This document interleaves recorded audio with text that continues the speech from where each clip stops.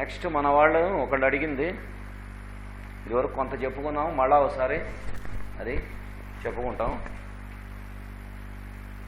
డ్రగ్స్లో ఒక గ్రూప్కి సంబంధించిన డ్రగ్స్ అన్ని ఎలా చదువుకోవాలి? కామన్గా ఒక గ్రూపులో కొన్ని కామన్ థింగ్స్ ఉంటాయి, అవన్నీ జాగ్రత్తగా క్యాల్కేరియా గ్రూప్స్గా ఉంటాయి.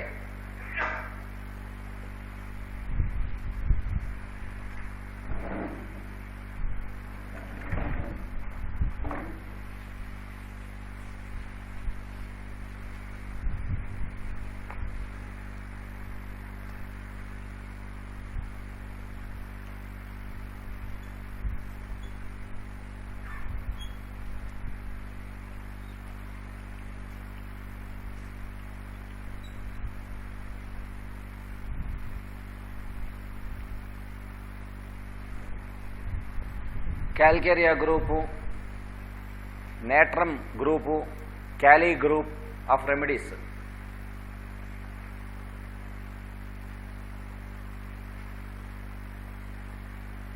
అలాగే యాసిడ్స్ గ్రూప్.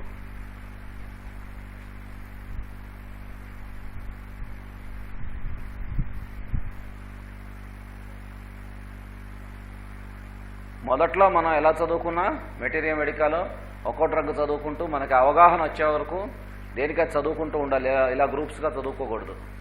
ఇప్పుడు మనం అడ్వాన్స్డ్ క్లాస్లో ఆల్రెడీ కొంత మనకి డ్రగ్స్ అవి పట్టుబడి మనం మందులు ఇస్తున్నటువంటి వాళ్ళం ఇక్కడ ఎక్కువ మంది ఉన్నాం కాబట్టి ఈ గ్రూప్స్ అనేవి ఇప్పుడు అందుకు చెప్పుకుంటుంది. లేకపోతే బిగినింగ్లో ఈ ప్రకారం చదివితే మాత్రం చాలా కన్ఫ్యూషన్ వస్తుంది.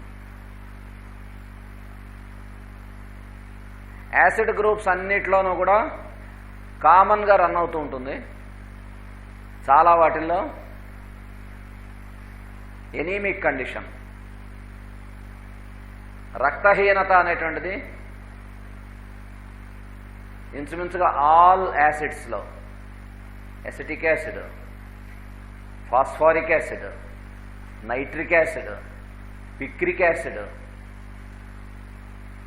సల్ఫ్యూరిక్ యాసిడ్, వీటన్నిటిలోనూ కూడా ఆ డ్రగ్స్ అన్నిట్లోనూ కామన్గా ఎనీమిక్ కండిషన్ అనేటువంటిది అండర్లయింగ్గా ఉంటుంది ఈ యాసిడ్ గ్రూప్ ఆఫ్ డ్రగ్స్లో. అది చాలా ప్రామినెంట్గా ఉంటుంది ఎసిటిక్ యాసిడ్లో అన్నిట్లోకి.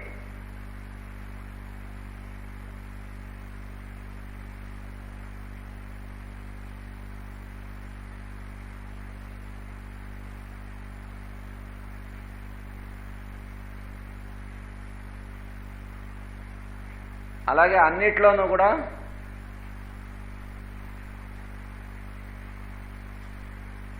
వేడి, సన్ హీట్ అనేటువంటిది, వేడి అనేటువంటిది భరించలేకపోవడం అనేటువంటిది ఇంచుమించుగా యాసిడ్స్ అన్నిట్లోనూ కూడా ఉంటుంది.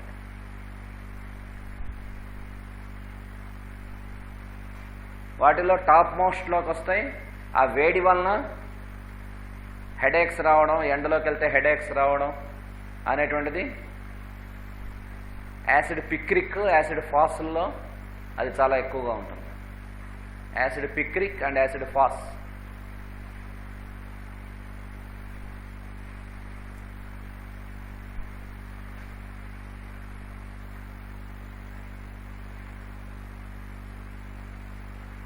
అలాగే ఇంచుమించుగా అన్ని యాసిడ్ గ్రూప్ డ్రగ్స్లోనూ జనరల్ వీక్నెస్ అండ్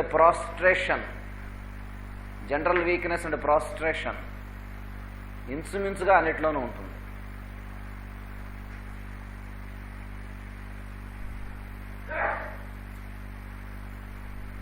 వాటిల్లో mental prostration, weakness of mind అనేటువంటిది యాసిడ్ ఫాస్ఫారిక్ యాసిడ్లో డామినేట్ చేస్తుంది.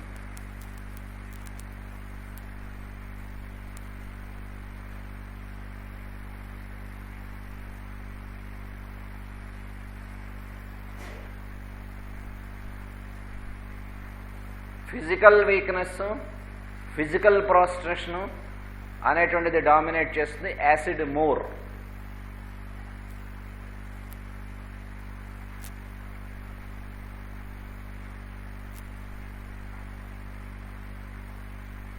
అయితే యాసిడమోర్లో మోస్ట్లీ డ్యూరింగ్ ఫీవర్స్, సాధారణంగా జ్వరాలు వచ్చినప్పుడు ఆ రకంగా ఉంటారు.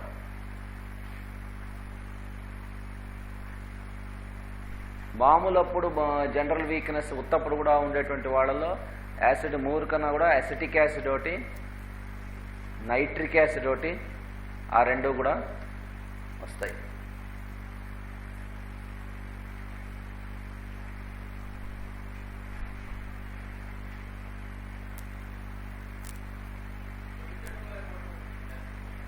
ఉంటుంది. కాంబినేషన్ డ్రగ్స్లో ఉంటుంది. యాసిడ్ ఫాస్ ఉందనుకోండి, దాంట్లో ఫాస్ఫరస్ సిమ్టమ్స్ కూడా ఉంటాయి, కంబైన్ అయ్యి. కాంబినేషన్ డ్రగ్స్లో ఉంటాయి అలాంటివి. యాసిడ్ సల్ఫ్ ఉంది, అది కాంబినేషన్ డ్రగ్గే. సల్ఫ్యూరిక్ యాసిడే కానీ దాంట్లో సల్ఫర్ తాలూకు సిమ్టమ్స్ కూడా కొన్ని ఉంటాయి. ఈ కాంబినేషన్ డ్రగ్స్లో ఆ ఫాస్ఫరస్, ఇప్పుడు ఫాస్ఫరస్ డైరెక్ట్గా వేయకూడనటువంటి పేషెంట్స్ అని చెప్పుకున్నాం కదా. కొంతమందికి లంగ్స్లో డిజార్డరు, టీబీ బాగా ట్యూబర్కల్స్ ఫార్మ్ అయ్యి టీబీ లంగ్స్లో ఇదివరకు హీల్డ్ ట్యూబర్కల్స్ క్యావిటీస్ ఉన్నటువంటి వాళ్ళు ఉంటారు. వాళ్ళలో సల్ఫరు, ఫాస్ఫరస్, సైలీషియా వేయకూడదని చెప్పుకున్నాం. అయితే ఫాస్ఫరస్ తప్పనిసరిగా వేయాల్సిన పరిస్థితి ఉండేటువంటి వాళ్ళు కొంతమంది ఉంటారు. అది వేస్తేనే వాళ్ళకి రిలీఫ్ వచ్చేవాళ్ళు. వాళ్ళకి మనం ప్రిఫర్ చేయాల్సింది యాసిడ్ ఫాస్ కానీ క్యాల్కేరియా ఫాస్ కానీ ఈ కాంబినేషన్ నుంచి ప్రిఫర్ చేస్తే ఫాస్ఫరస్ తాలూకు బ్యాడ్ ఎఫెక్ట్స్ ఉండవు డైరెక్ట్గా.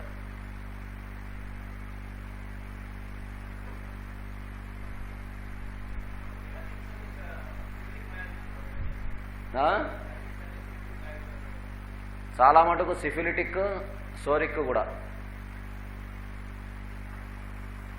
నైట్రిక్ యాసిడ్, ఫాస్ఫారిక్ యాసిడ్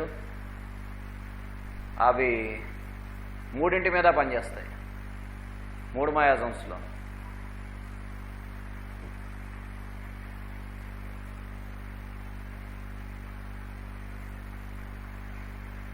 ఇవి మనకి డ్రగ్స్ స్టడీ చేసుకోవడంలో యాసిడ్స్ డ్రగ్స్లో కొంచెం ఈ గ్రూప్ మన మైండ్లో ఉంచుకుంటే ఏంటంటే ప్రతి డ్రగ్ చదువుతున్నప్పుడు ఈ అన్ని లక్షణాలు కనిపిస్తాయి. అప్పుడు మనం ఏం చేయొచ్చు అంటే వీటన్నిటిలో కామన్గా ఉన్నవి కాబట్టి ఇవి కాకుండా ఆ డ్రగ్ తాలూకు ప్రత్యేకమైన లక్షణాలు మనం చదువుకుని చేసుకున్నట్టయితే డిఫరెన్షియేట్ చేసుకోవడానికి సులువుగా ఉంటుంది.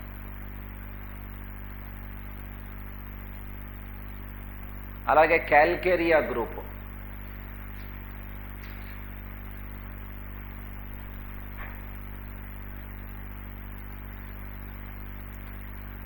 క్యాల్కేరియా గ్రూప్లో కూడా తొందరగా అలసిపోవడం అనేటువంటిది,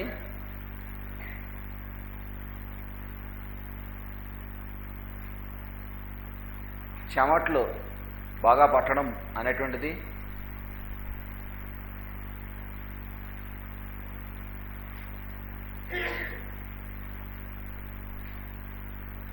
తర్వాత ఎముకల నొప్పులు, joint pains,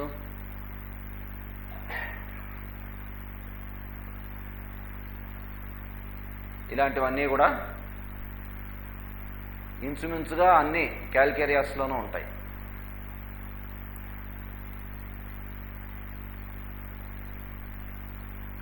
వీటన్నిటిలోనూ pure Calcarea carb,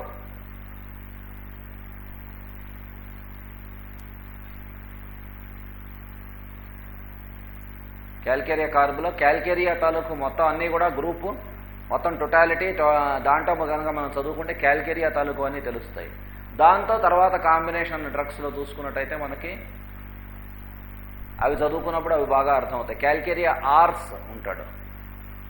calcarea ఆర్స్లో calcarea carb symptoms ఉంటాయి, ఆర్సెనిక్ ఆల్బ్ సిమ్టమ్స్ ఉంటాయి, ఆ రెండు కలిసి ఉంటాయి.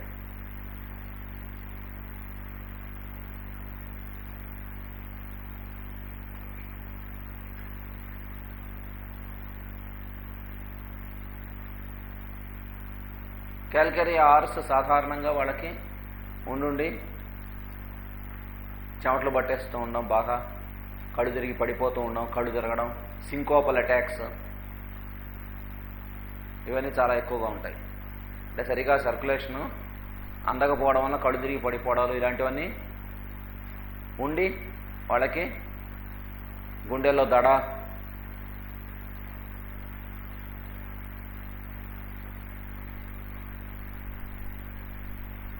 ఇలాంటివన్నీ కూడా క్యాల్కేరియా ఆర్స్లో చాలా కనిపిస్తాయి.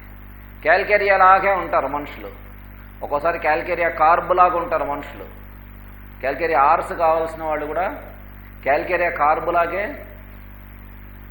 లావుగా బొద్దుగా ఉంటారు. కానీ సిమ్టమ్స్ అని చూస్తే క్యాల్కేరియా కార్బ్ కన్నా కూడా క్యాల్కేరియా ఆర్స్, ఈ రకమైన లక్షణాలు వాళ్ళలో ఉంటే క్యాల్కేరియా ఆర్స్ పనిచేస్తుంది.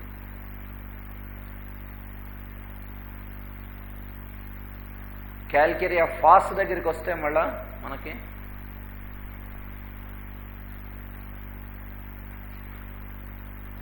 ఈ రకమైనటువంటి స్వెట్టింగ్ అనేటువంటిది, especially profuse sweating to the head ఉంటుంది క్యాల్కేరియా ఫాస్లో. క్యాల్కేరియా కార్బ్లో జనరలైజ్డ్.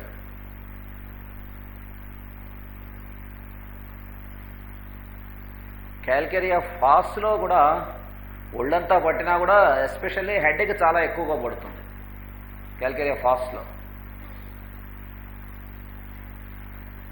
క్యాల్కేరియా గ్రూప్లో క్యాల్కేరియా కార్బ్ వాళ్ళు టిపికల్ కాన్స్టిట్యూషనల్ క్యాల్కేరియా కార్బ్ వాళ్ళు చాలా లావుగాను బొద్దుగాను ఉంటారని చెప్పుకున్నాం. అంటే సన్నగా ఉన్న వాళ్ళు క్యాల్కేరియా కార్బ్ ఇండికేట్ అవ్వదని కాదు, కాన్స్టిట్యూషనల్ క్యాల్కేరియా కార్బ్ని అర్థం చేసుకున్నప్పుడు అలా చెప్పుకోవాలి. కెంటే వారం చేశాడు, ఇలా చెప్పినంత మాత్రాన సన్నటి వాళ్ళలో క్యాల్కేరియా కార్బ్ రాదు అని మీరు అనుకోకండి అని చెప్పాడు క్యాల్కేరియా కార్బ్లో చెబుతుంది. కానీ క్యాల్కేరియా కార్బ్ కాన్స్టిట్యూషన్ వాళ్ళు, టిపికల్ క్యాల్కేరియా కార్బ్ కాన్స్టిట్యూషన్ వాళ్ళు అలా ఉంటారు. క్యాల్కేరియా ఫాస్ కాన్స్టిట్యూషన్ వాళ్ళు మళ్ళా సన్నగా ఉంటారు.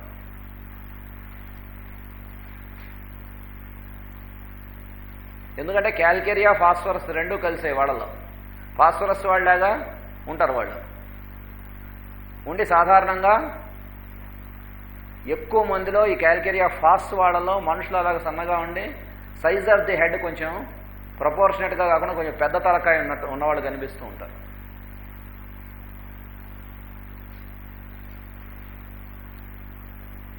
పెద్ద తలకాయ అంటే హైడ్రోసెఫాలస్ ఉండక్కర్లే, హైడ్రోసెఫాలస్ వాడికి పెద్ద తలకాయ ఉంటుంది. కానీ ఈ లక్షణాలతో సరిపోతే హైడ్రోసెఫాలస్ వాళ్ళు కూడా మనకి క్యాల్కేరియా ఫాస్తోనూ సైలీషియాతోనూ వాళ్ళకి మంచి ఇంప్రూవ్మెంట్ వస్తుంది. తగ్గిన వాళ్ళు కూడా ఉన్నారు.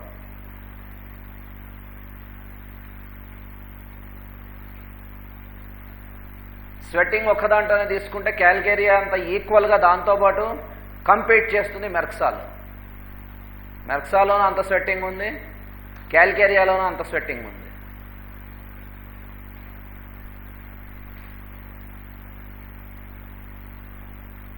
కానీ క్యాల్కేరియా కార్బ్ వాడు చాలా complaints aggravated by cold and cold season. Merc sol వాడు ఎమిలరేటెడ్ బై కోల్డ్, చల్లదనం కావాలని కోరుకుంటాడు.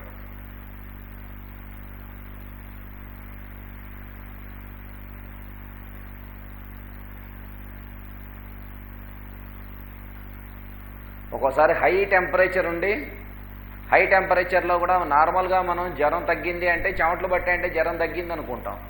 కానీ మెర్క్సాల్ జ్వరంలో 103, 104 జ్వరం ఉన్నా కూడా ఒళ్ళంతా చెమటలు పట్టేస్తూ ఉంటాయి. మోసపోతాం చూసి జ్వరం తగ్గిందేమో అనుకుని, తీరా థర్మామీటర్ చూస్తే బాగా టెంపరేచర్ ఉంటుంది.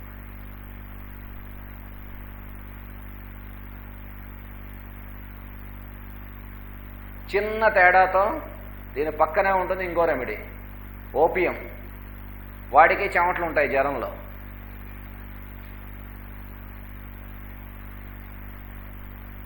కానీ ఓపియం వాడివి హాట్ స్వెట్స్, మెర్క్సాల్ వాడివి కోల్డ్ స్వెట్స్.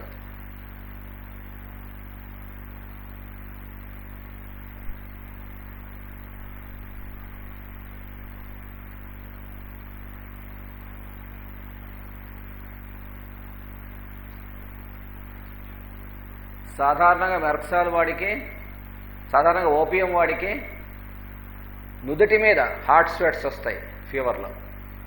ఒళ్ళంతా కూడా రావచ్చు, కానీ స్పెషల్గా నుదుటి మీద ఎక్కువ ఉంటాయి. మెర్క్సాల్ వాడికి ఒళ్ళంతా కూడా కోల్డ్ స్వెట్స్ ఉంటాయి.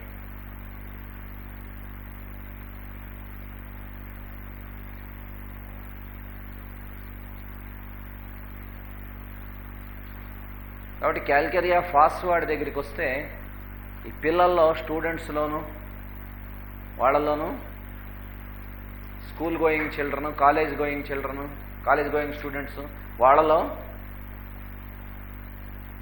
నీరసం, తొందరగా కళ్ళు తిరిగి పడిపోవడం, స్కూల్లో ఎండలో నుంచుని వాళ్ళు ప్రేయర్ కండక్ట్ చేస్తూ ఉంటారు, అక్కడ కళ్ళు తిరిగి పడిపోతూ ఉంటారు. చాలా కామన్గా క్యాల్కేరియా ఫాస్ వాళ్ళు ఒకళ్ళు, పిక్రిక్ యాసిడ్ వాళ్ళు ఒకళ్ళు, చాలా ఎక్కువగా యాసిడ్ పిక్రిక్ వాళ్ళు.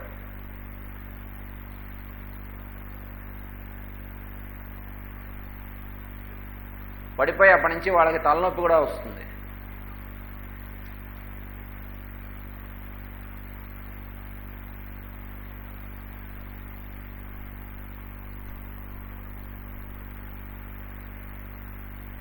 క్యాల్కేరియా ఫాస్ స్టూడెంట్స్లో పాపం సాయంత్రం ఇంటికి వచ్చేసరికి బాగా తలనొప్పితో సఫర్ అవుతూ ఉంటారు. చాలా కామన్గా ఉంటుంది వాళ్ళలో, క్యాల్కేరియా ఫాస్ వాళ్ళలో అలసట, తలనొప్పి.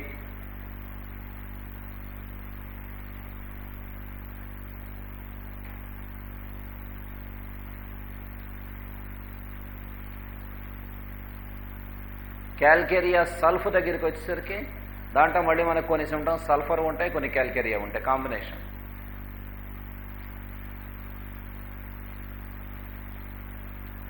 ఒక్కోసారి కాంబినేషన్ రెమెడీస్ చాలా డీప్గా పనిచేస్తాయి.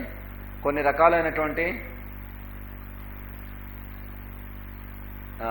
కంజెనిటల్ డిజార్డర్స్లో కూడా చాలా మంచి రిజల్ట్స్ పట్టుకొస్తాయి. ఒకసారి ఒక కంజెనిటల్ డిజార్డర్ హార్ట్ డిసీజ్ కేసులో క్యాల్కేరియా అయోడ్ వేశాను వాడికి.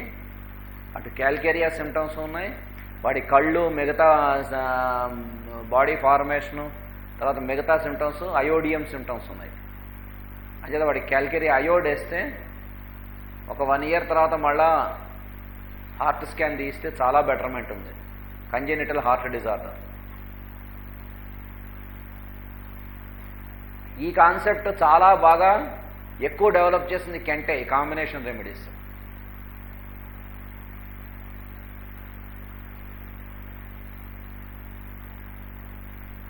అలాగే మనం క్యాల్కేరియా గ్రూప్లో అవి గుర్తుపెట్టుకున్నట్టయితే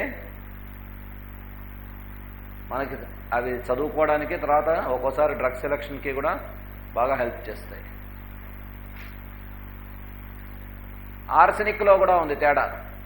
ఆర్సెనిక్ ఆల్బమ్కి, ఆర్సెనిక్ అయోడేటంకి తేడా వస్తుంది. ఆర్సెనిక్ ఆల్బమ్ వాడి దాంట్లో పూర్తి ఆర్సెనిక్ పిక్చర్ మనకు కనిపిస్తుంది. ఆర్సెనిక్ అయోడేటం వాడి దగ్గరికి వచ్చేసరికి దాంట్లో అయోడియం సిమ్టమ్స్ ఉంటాయి, ఆర్సెనిక్ సిమ్టమ్స్ ఉంటాయి. మనకి సాధారణంగా యాస్థమాటిక్ అటాక్స్ వచ్చిన వాడు ఉన్నారనుకోండి, ఆర్సెనిక్ ఆల్బమ్ కావాల్సిన వాడు ఏమాత్రం చల్లదనం అనేటువంటిది ఉన్నా కూడా అటాక్ ఎక్కువ అవుతూ ఉంటుంది, భరించలేడు. మిగతా ఆర్సెనిక్ ఆల్బమ్ తాలూకు యాంగ్జైటీ ఉంటుంది, రెస్ట్లెస్నెస్ ఉంటుంది, ఫియర్, ఇవన్నీ ఉంటాయి. ఆర్సెనిక్ అయోడేటం వాడికి కూడా ఇవన్నీ ఉంటాయి. చాలా సివియర్ అటాక్లో ఉంటాడు, ఈ ఫియర్ ఉంటుంది, ఫియర్ ఆఫ్ డెత్ ఉంటుంది, వీక్నెస్ ఉంటుంది. కానీ ఒక్కటే తేడా, ఆర్సెనిక్ అయోడేటం వాడికి బాగా చెమటలు బట్టి చల్లటి గాలి వస్తూ ఉంటే వాడికి ఆ బయటికి వెళ్ళి బయట గాలి కానీ లేకపోతే చల్లటి గాలి కానీ వస్తుంటే వాడికి ఆయాసం కొంచెం తగ్గినట్టు ఉంటుంది. ఆర్సెనిక్ ఆల్బమ్ వాడికి ఉండదు, అది ఆర్సెనిక్ అయోడేటం వాడికి ఉంటుంది. చిన్న తేడాతో ఆ రెండు కనిపిస్తాయి. ఒక్కోసారి అది చూసుకుని మనం కనుక సరిగా ఆర్సెనిక్ అయోడేటం కనుక ఇస్తే రాడికల్గా క్యూర్ అయిపోయిన వాళ్ళు ఉన్నారు, కంప్లీట్గా ఆస్తమా క్యూర్ అయిపోయిన వాళ్ళు. ఎక్కువ డోసులు కూడా అక్కర్లే, ఆర్సెనిక్ అయోడేటం అంత డీప్గా పనిచేస్తుంది.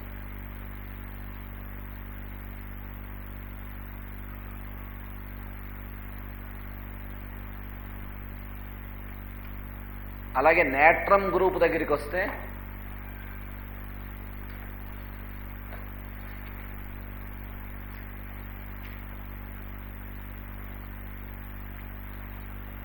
ఇన్సుమిన్స్గా అన్ని నేట్రమ్స్లోనూ కూడా సెన్సిటివ్ టు సన్ అనేటువంటిది కొద్దో గొప్ప ఉంటుంది. చాలా క్రేవింగ్ ఎమ్యూలరేటెడ్ బై కోల్డ్, చల్లదనం కావాలనిపించడం, సమ్మర్లో కంప్లైంట్స్ ఎక్కువ అవడం. అయితే వీటిల్లో టాప్ నేట్రమ్ మూర్.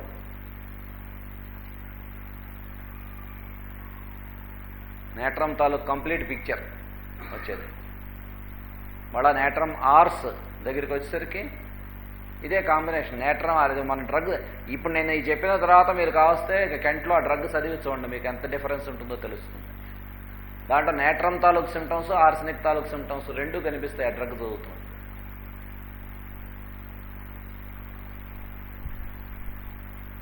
అలాగే నేట్రమ్ కార్బ్ దగ్గరికి వచ్చేసరికి నేట్రమ్ కార్బ్లో నేట్రమ్ తాలూకు మెంటల్ సిమ్టమ్స్ ఉన్నాయి, కార్బన్ గ్రూప్ ఆఫ్ రెమెడీస్ తాలూకు డైజెస్టివ్ సిమ్టమ్స్.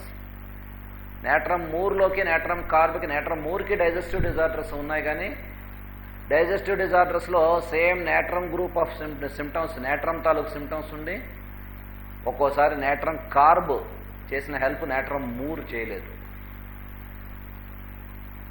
సమ్మర్లో వాడికి డైజెషన్ డిస్టర్బ్ అవుతూ ఉంటుంది, కడుపు నొప్పులు వస్తూ ఉంటాయి, ఇండైజెషన్ వస్తూ ఉంటుంది, సమ్మర్ అంతా వాటితో సఫర్ అవుతూ ఉంటాడు. అలా ఉన్నవాడికి నేట్రమ్ సిమ్టమ్స్ ఉంటే నేట్రమ్ మూర్ కన్నా నేట్రమ్ కార్బ్ ఇస్తే వాడికి చాలా తొందరగా తగ్గుతుంది.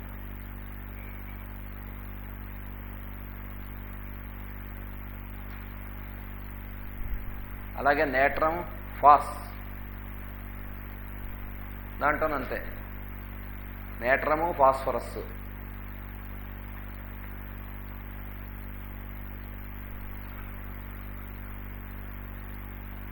నేట్రమ్ సల్ఫ్,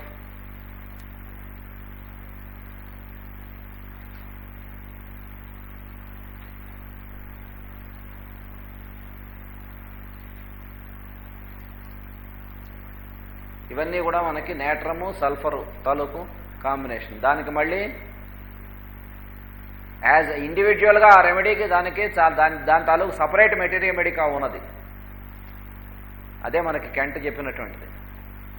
ఈ కాంబినేషన్ ఇచ్చినా కూడా దాని మెటీరియల్ మెడికా దాందే, కానీ మనం చదువుతూ ఉంటే తెలిసేది ఏంటంటే ఈ రెండు రెమెడీస్ తాలూకు సిమ్టమ్స్ చాలా కనిపిస్తూ ఉంటాయి.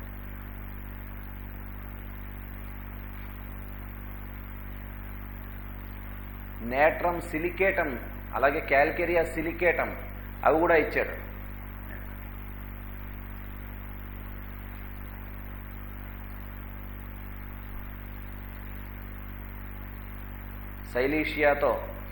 సైలీషియా వాడికేమో సెన్సిటివ్ టు కోల్డ్.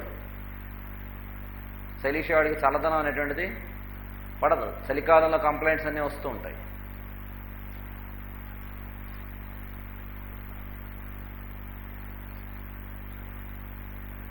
క్యాల్కేరియా ఫాస్కి సైలీషియాకి కూడా చూస్తే కొన్ని కంప్లైంట్స్లో చాలా దగ్గరగా ఉంటాయి.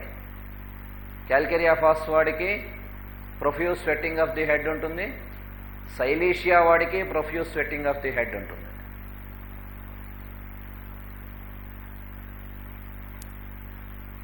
క్యాల్కేరియా ఫాస్ వాడికి సైజ్ ఆఫ్ ది హెడ్ కొంచెం పెద్దదిగా ఉంటుంది, సైలీషియా వాడికి కూడా ఉంటుంది.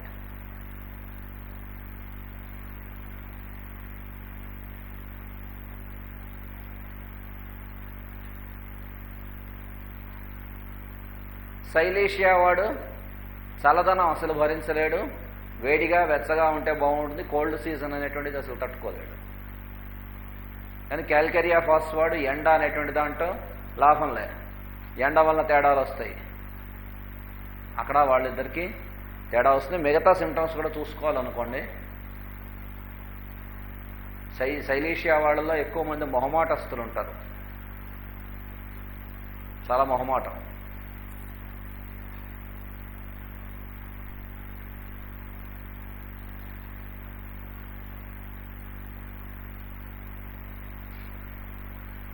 మెడిసిన్స్ ఇవ్వడం, డిస్పెన్సరీలో అనుభవం లేనటువంటి వాళ్ళు వీటితో మాత్రం ఎక్స్పెరిమెంట్స్ చేయకండి, చాలా ప్రమాదం. రాసుకుని ఈ సింపుల్గా వీటి ఒక్కదాని మీద బేస్ చేసి ఆ మందులు వేశారంటే డొక్క చిరిగిపోతుంది. ప్రాక్టికల్గా మనకి ఎక్కడ డిఫికల్టీస్ వస్తున్నాయో ప్రాక్టీస్లో పేషెంట్స్లో చూసిన తర్వాత ఏ రకంగా మనం ఫేస్ చేస్తూ ఉంటామో చాలా ఉంటాయి, చాలా ఫేస్ చేయాల్సినవి. అక్కడ ఇవి చాలా బాగా మీకు ఉపయోగిస్తాయి. క్యాలీ గ్రూప్ దగ్గరికి వచ్చేసరికి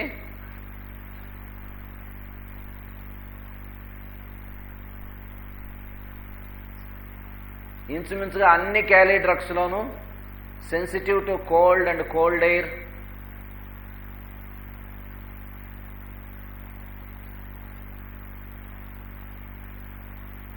చల్లదనము పడకపోవుట, చలిగాలి పడకపోవుట అనేటువంటిది క్యాలీ గ్రూప్లో ఇంచుమించుగా అన్ని డ్రగ్స్కి ఉంటుంది.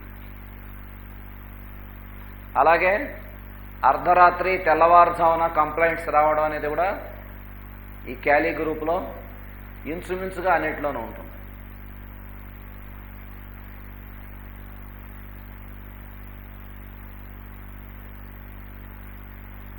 క్యాలీ బైక్ అయితే బిట్వీన్ 2 and 3, క్యాలీ కార్బ్ అయితే 3 AM,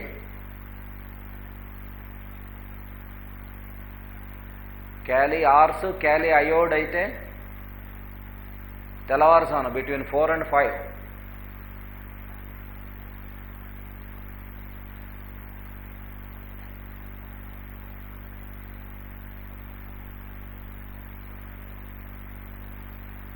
కొన్ని ట్యూబర్కులర్ కేసెస్లో కూడా ఫాస్ఫరస్ వేయడానికి వీలు లేనటువంటి కేసుల్లో, ఫాస్ఫరస్ సిమ్టమ్స్ ఉండి బాగా డెబిలిటేట్ అయినటువంటి కేసుల్లో క్యాలీఫాస్ పొటెన్సీలో వేస్తే మంచి రిజల్ట్స్ వస్తాయి, ఇండికేట్ అయినట్లయితే. అంటే ఫాస్ఫరస్తో కాంబినేషన్స్లో క్యాలీఫాస్ సైమల్టేనియస్గా వాడికి ఉన్నటువంటి టోటాలిటీని మీద వర్క్ చేయడమే కాకుండా సైమల్టేనియస్గా వైటాలిటీని కూడా ఇంప్రూవ్ చేయగలిగే కెపాసిటీ ఉన్నది. అంటే ప్రాణశక్తి బాగా స్లోగా ఉండి బాగా డల్గా ఉన్నప్పుడు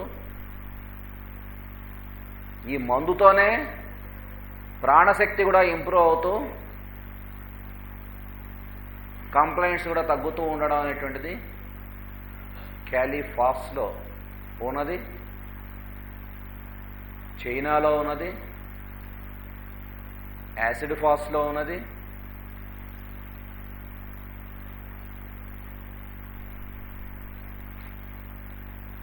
వాటన్నిటిలోనూ కూడా వైటాలిటీ బాగా లోగా ఉన్నప్పుడు అవి వేస్తే ఏమవుతాయి, వైటాలిటీని పైకి లాగి మళ్ళా మంచి ఎనర్జీ అనేటువంటిది ఇచ్చి దాంతోపాటు ఈ కంప్లైంట్స్ కూడా తగ్గుతూ ఉంటాయి. క్యాలీ సల్ఫ్ వాడి దగ్గరికి వస్తే వాడిలో క్యాలీ గ్రూప్కి తర్వాత క్యాలీ గ్రూప్ అన్నిట్లోనూ కూడా చాలా కామన్గా ఉండేది ఇంకోటి ఏంటంటే, సాధారణంగా క్యాలీ గ్రూప్ అన్నిట్లో రెస్పిరేటరీ సిస్టమ్కి సంబంధించిన లక్షణాలు ఉంటాయి. దగ్గు, కఫం, కొన్నిట్లో ఆయాసం, ఇలాగా ఇన్సులిన్స్ క్యాలీ గ్రూప్ అన్నిట్లో కామన్గా ఉంటాయి.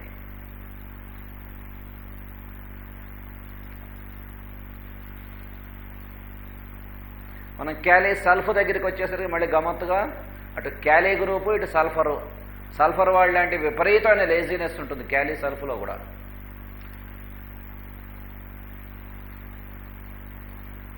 సల్ఫర్ లాంటి లేజీనెస్, క్యాలీ డ్రగ్లో ఉండేటువంటి రెస్పిరేటరీ ప్రాబ్లమ్స్, అటువంటి దగ్గు, ఆ రకమైనటువంటి ఎక్స్పెక్టరేషన్స్, వీక్నెస్, ఇవన్నీ కలిసి ఉంటాయి. ప్లస్ వాడికి చపల స్వభావం, చపలత్వం అనేటువంటిది, అన్స్టేబుల్ మెంటల్లీ క్యాలీ సల్ఫ్లో.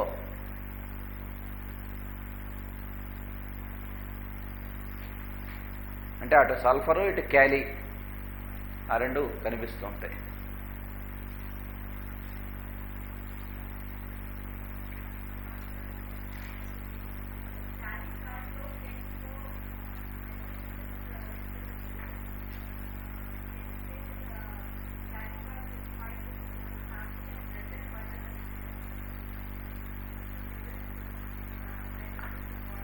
మెంటల్ సిమ్టమ్స్లో క్యాలీ కార్బ్కిను నక్స్వామ్కాకి చాలా దగ్గర సంబంధం ఉంది. కొన్ని చోట్ల చాలా పొరపాటు పడతాం కూడా.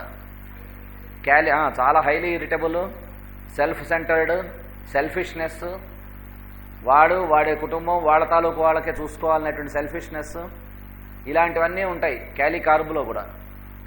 వాడి తాలూకు ఆ ఇరిటబుల్ టెంపర్మెంట్ అనేటువంటిది చూసి చాలా చోట్ల క్యాలీ కార్బ్ ఇవ్వాల్సిన చోట కూడా నక్సోయిక ఇస్తూ ఉంటాం. కొన్ని చోట్ల అక్కడ నక్సోయిక టెంపరీగా పనిచేస్తూ ఉంటుంది. మళ్ళీ ఒకసారి వెనక్కి తిరిగి చూసుకుంటే క్యాలీ కార్బ్ వాడికి ఉండేటువంటి మిగతా సిమ్టమ్స్ అన్నీ కూడా చూసినట్లయితే క్యాలీ కార్బ్లోకి వస్తాడు.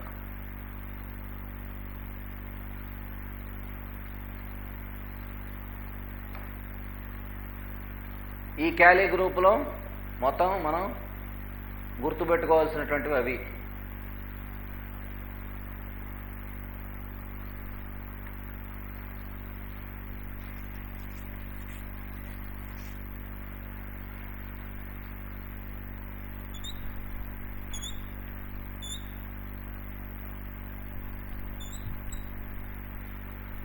బెరైటా గ్రూప్,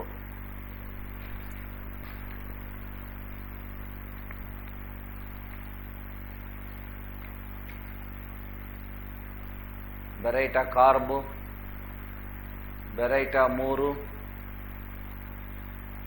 బెరైటా అయోడ్,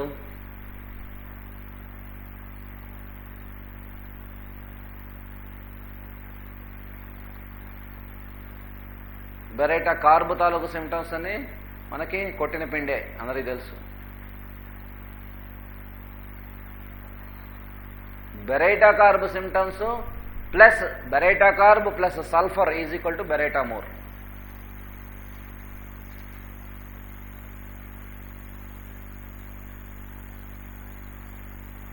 బెరైటా కార్బ్ తాలూకు ఆ మెంటల్ సిమ్టమ్స్ అన్నీ ఉంటాయి.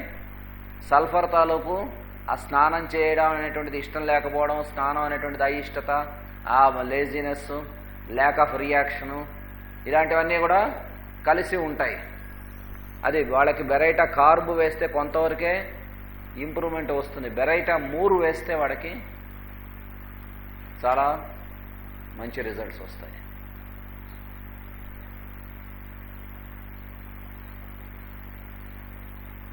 ఒక కుర్రవాళ్ళలో బెరైటా సిమ్టమ్స్, అయోడియం సిమ్టమ్స్ కనిపించాయి. ఇప్పుడు మా దగ్గర ట్రీట్మెంట్లో ఉన్నాడు. వాడికి మొదట్లో బెరైటా కార్బ్ వేసాం కానీ పెద్ద ఎక్కువ ఇంప్రూవ్మెంట్ రాలే. మెంటల్ గ్రోత్ చాలా తక్కువ, చదువులో చాలా డల్గా ఉండేవాడు. ఆ మెంటల్ గ్రోత్ తక్కువతో పాటు వాడికి ఈ ఫేషియల్ మజిల్స్, హెడ్ ఇవి కూడా గ్రోత్ సమంగా ఉండేవి కాదు వాడికి. వాడు 15 ఏళ్ళ 16 ఏళ్ళ ఏజ్లో వచ్చాడు మా దగ్గరికి. వస్తే మొదట్లో బెరైటా కార్బ్ ఇచ్చాం కానీ పెద్దగా ఎక్కువ ఇంప్రూవ్మెంట్ కనిపించలే. మళ్ళీ జాగ్రత్తగా స్టడీ చేస్తే వాడికి బెరైటా, అయోడియం రెండు తాలూకు సిమ్టమ్స్ ఉన్నాయి. వాడికి రైట్ ఐ బై బర్త్ చిన్నప్పటి నుంచి పుట్టిన తర్వాత నుంచి రైట్ ఐ పూర్తిగా డ్యామేజ్ అయిపోయింది, అసలు కనబట్టలేదు, చూపు లేదు. స్లోగా లెఫ్ట్ ఐ కూడా డ్యామేజ్ అవ్వడం మొదలుపెట్టింది. అప్పుడు వాడికి బెరైటా అయోడ్ వేస్తే 30తో స్టార్ట్ చేసి 30 కొన్ని డోసులు వేసాం, తర్వాత 200 వేసాం, తర్వాత 1M కూడా వేసామో లేదో కరెక్ట్గా గుర్తులేదు కానీ చాలా మంచి ఇంప్రూవ్మెంట్ వచ్చింది. వాడికి మెంటల్గా ఇంప్రూవ్మెంట్ వచ్చింది, చదువులో చాలా బాగా ఇంప్రూవ్ అయ్యాడు. ఇప్పుడు లాస్ట్ ఇయర్ వాడు డిగ్రీకి వచ్చానని చెప్పాడు, బాగానే ఇదయ్యాడు. తర్వాత లెఫ్ట్ ఐ పూర్తిగా నార్మల్ అయిపోయింది, అసలు కంప్లీట్ నార్మల్ ఐ సైట్, దెబ్బతింటుంది కాస్త. రైట్ ఐ కూడా అంతకుముందు ఏమీ కనిపించేది కాదు, చూపు రాలేదనుకోండి, కానీ కొంచెం మసకగా ఏదో ఉన్నట్టుగా మాత్రం అనిపిస్తూ ఉంటుంది రైట్ ఐతో. మిగతా ఈ ఫార్మేషన్స్ అన్నీ బాగానే వచ్చేసాయి. ఇంకా వాడికి ఇప్పుడు రావాల్సింది, వాడి ప్రాబ్లం వల్ల ఏంటంటే ఇక్కడ తల ఇక్కడి నుంచి ఈ కింద దాకా అసలు హెయిర్ ఉండదు వాడికి, చాలా నున్నగా బాల్డ్గా ఉంటాయి. ఇప్పుడు వాడి ప్రాబ్లం అదే, దానికే ట్రీట్మెంట్లో ఉన్నాడు. చాలా హైలీ ఇర్రెగ్యులర్, మధ్యలో మానేస్తూ ఉంటాడు మందు.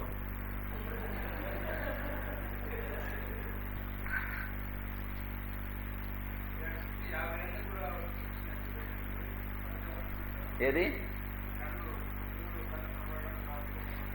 రాదు, అది వాడికి చూసుకోవాలి. వాడికి అసలు ఐస్ టెస్ట్ చేయించి ఏమైనా క్యాటరాక్ట్ ఫార్మేషన్ ఉందా, అటువంటి కేసు ఒకటి ట్రీట్ చేశాం. ఆయనకి 70 ఏళ్ళు, 68 ఏళ్ళు, 70 ఏళ్ళు, గ్రాడ్యువల్గా ఐసైట్ తగ్గిపోవడం మొదలుపెట్టింది. అదే మసగైపోయి కనిపించడం అనేటువంటిది పోతుంది. పోతూ ఉంటే ఆయనకి అప్పటికి 3 ఏళ్ల నుంచో 4 ఏళ్ల నుంచో ఐ డాక్టర్స్ దగ్గర మందు తీసుకుంటూనే ఉన్నాడు. అయినా గ్రాడ్యువల్గా డిటీరియేట్ అయిపోతూనే ఉంది. మేమేం చేయలేకపోతున్నాం చెప్పారు. అంచేత ఏ స్ట్రాంగ్ మెడిసిన్ వేసినా ఆయనకి మళ్ళీ ఐసైట్ దెబ్బతింటుందేమో అని భార్య తాలూకు భయం. ఆ భయంతో ఆవిడకి చాలా కంప్లైంట్స్ ఉన్నాయి, వచ్చింది తగ్గిపోయింది. అప్పుడు ఈయన పట్టుకొచ్చింది. సరే చెప్పాను చూద్దాం, ఈయనకి అప్పటికే 70 ఏళ్ళు. ఈ ఏజ్లో స్ట్రాంగ్ మెడిసిన్స్ ఇదైతే దీనికోసం ఏం చేస్తాం అనేది మేము చెప్పలేం, కానీ కనీసం ఇప్పుడు ఉన్నదానికన్నా చూపు దెబ్బతినకుండా ఉండడానికి ప్రయత్నం చేస్తామని చెప్పాం. చెప్పి కేసు రాసుకుంటే పెద్దగా ఏ రెమెడీకి కూడా ఆయన తాలూకు సిమ్టమ్స్ ఏవి ఇండికేట్ కావడంలో గట్టిగా కొంచెం స్ట్రాంగ్ రెమెడీస్ ఏమైనా వేద్దామంటే ఉన్న కాంప్లికేషన్స్తో మిగతా ఐసైట్ కూడా దెబ్బతింటే ఆ మాత్రం మూవ్ అవ్వలేడని చెప్పి చూద్దామని చెప్పి ఆయనకి ఇంకేమీ మందు ఇవ్వకుండా నేట్రమూర్ 6X ఓ పూటను, రాత్రిపూట నేట్రమూర్ 6X, పొద్దున పూట CP 6X ఇచ్చాను. ఒక 3 నెలలు అదే దాని మీదే ఉంచాం. ఉంచేసరికి ఆ డిటీరియేట్ అవుతున్న ఐసైట్ కాస్త అలాగ బెటర్ అయింది. బెటర్ అయ్యి వాటితోనే ఆ తర్వాత మళ్ళీ జనరల్ వీక్నెస్ చూసి చైనా 30 1 or 2 డోసెస్ ఇచ్చి మళ్ళీ ఇవి కంటిన్యూ చేశాం. చేస్తే ఒక 7-8 నెలలు అయ్యేసరికి ఆయన మామూలుగా న్యూస్ పేపర్ అది చదువుకోవడం, ఇక బయటికి సొంతంగా ఒక్కడు వెళ్ళి రాగలగడం అవన్నీ వచ్చాయి. ఇప్పుడు కూడా బాగానే మెయింటైన్ అవుతున్నాడు ఆయన. ఒక్కోసారి ఏజ్ ఫ్యాక్టర్స్లో కూడా మనం చూసుకుని ఆ ఏజ్ వాళ్ళకు ఉన్నటువంటి వైటాలిటీ దాన్ని బట్టి స్ట్రాంగ్గా మనం గట్టి మెడిసిన్స్ వేయవచ్చా లేదా హయ్యర్ పొటెన్సీలో వేయచ్చా లేదా జాగ్రత్తగా చూసుకుంటూ ఉండాలి. ఒకసారి వేస్తే జరిగేటువంటి హెల్ప్ కన్నా హారమే ఎక్కువ ఉంటుంది. అటువంటిప్పుడు వీటిల్లో మనం మెయింటైన్ చేయాలి. ఇది బెరైటా గ్రూప్కి చెందినటువంటి వాటిల్లో.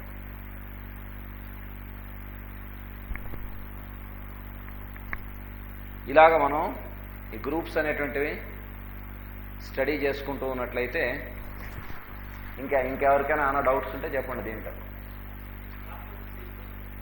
కార్బన్ గ్రూపు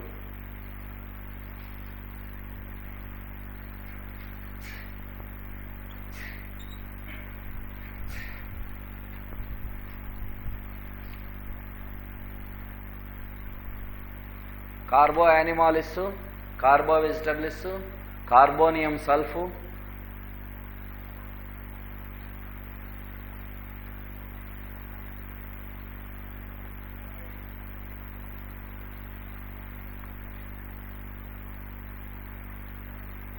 వీటిల్లో చూస్తే వీటన్నిటిలోనూ కూడా కామన్గా ఉండేటువంటిది చల్లదనం కావాలనిపించడం, ఎయిర్ హంగర్, ఎక్కువ గాలి ఉంటే బాగుండు అనిపించడం,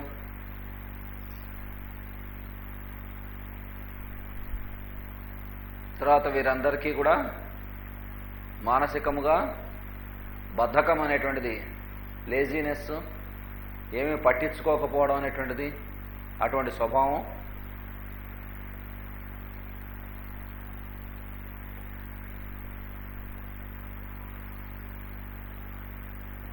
ఉండి కార్బో యానిమాలిస్లో వీటన్నిటితో పాటు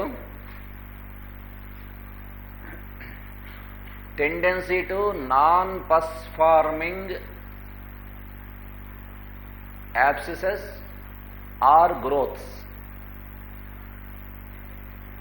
tendency to non-pus forming abscess or growths, చీము పట్టకుండా ఉండునట్టి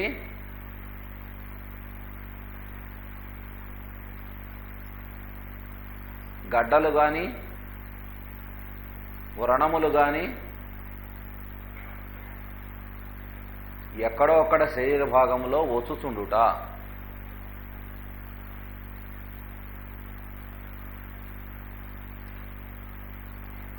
బాగా పెరుగుతుంది.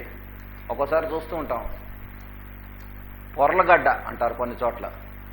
అంటే మామూలుగా యాబ్సెస్ వస్తే ఏమవుతుంది, అది పెరిగి మొనతేలి బ్రేక్ అయిపోయి అది హీల్ అవుతుంది. ఇది అలా హీల్ అవ్వదు, layers layers layers layers layers లేయర్స్గా ఉంటుంది. ఇలా కింద చూస్తే చాలా గట్టి బేస్, స్ట్రాంగ్ బేస్ ఉంటుంది. ఓ పట్టాన పస్ ఫార్మేషన్ అనేటువంటి దాంట్లో జరగడం చాలా కష్టం.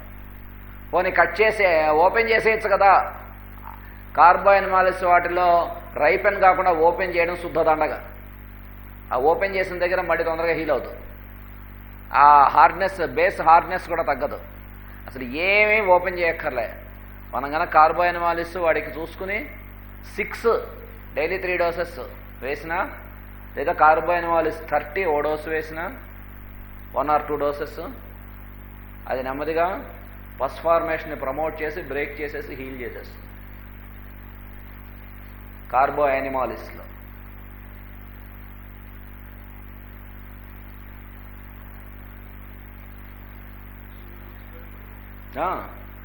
బ్రేక్ అయిపోయి శుభ్రంగా చీమంతా వచ్చేసి చీము రావడమే కాదు, చీము బయటికి రావడానికి ఉండేటువంటి రెమెడీస్లో కార్బోనిమాలిస్ వస్తుంది, హెపార్సల్ఫ్ వస్తుంది, సైలీషియా వస్తుంది.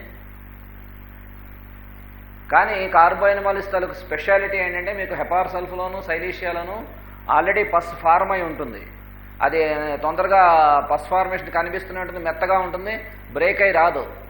హెపార్సల్ఫ్ కానీ సైలీషియా కానీ వేస్తే వెంటనే అది బ్రేక్ అయ్యి గోరు చుట్లలో కూడా విట్లోస్లో అలాగా పస్ ఫార్మ్ అవుతుంది, కానీ బ్రేక్ అవ్వదు, విపరీతంగా నొప్పిగా ఉంటుంది.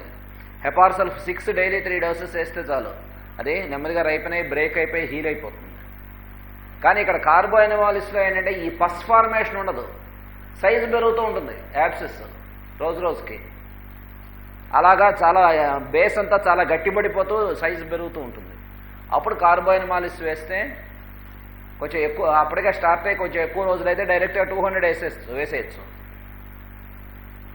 వేస్తే ఏముంది, పస్ ఫార్మేషన్ వచ్చి అది ఓపెన్ అయ్యి బయటికి వచ్చేయడమే కాకుండా గ్రాడ్యువల్గా పస్ వచ్చే కొద్దీ ఈ హార్డ్నెస్, ఈ బేస్ హార్డ్నెస్ కూడా తగ్గి కంప్లీట్గా హీల్ అవుతుంది. ఆ బేస్ హార్డ్నెస్ తగ్గకుండా మాత్రం హీల్ అవుతుంది.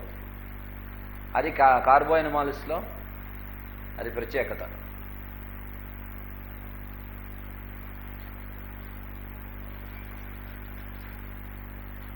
కార్బోనియం సల్ఫ్ దగ్గరికి వచ్చేసరికి కార్బోవెజ్ మనకి అందరికీ తెలుసు. చల్లదనం అనేటువంటిది వీటన్నిటిలోనూ కూడా చాలా కామన్, చల్లగా ఉండాలి. గ్రాఫైటిస్ వాడికి కూడా చల్లదనం కావాలి.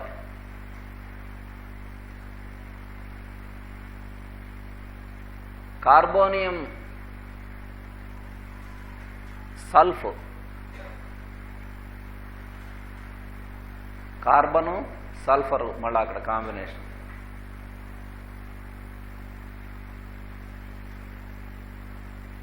ఆ రెండిటి తాలూకు కాంబినేషన్తో అంటే అటు వాడిలో కార్బన్ తాలూకు జనరల్ సిమ్టమ్స్ ఉండి సల్ఫర్ తాలూకు మెంటల్ సిమ్టమ్స్ ఉండొచ్చు, లేదా కార్బన్ తాలూకు మెంటల్ సిమ్టమ్స్ ఉండి సల్ఫర్ తాలూకు జనరల్ సిమ్టమ్స్ ఉండొచ్చు.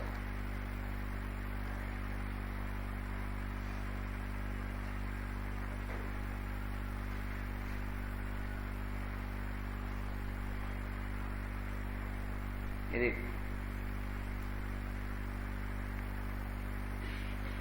వాసుదేవ.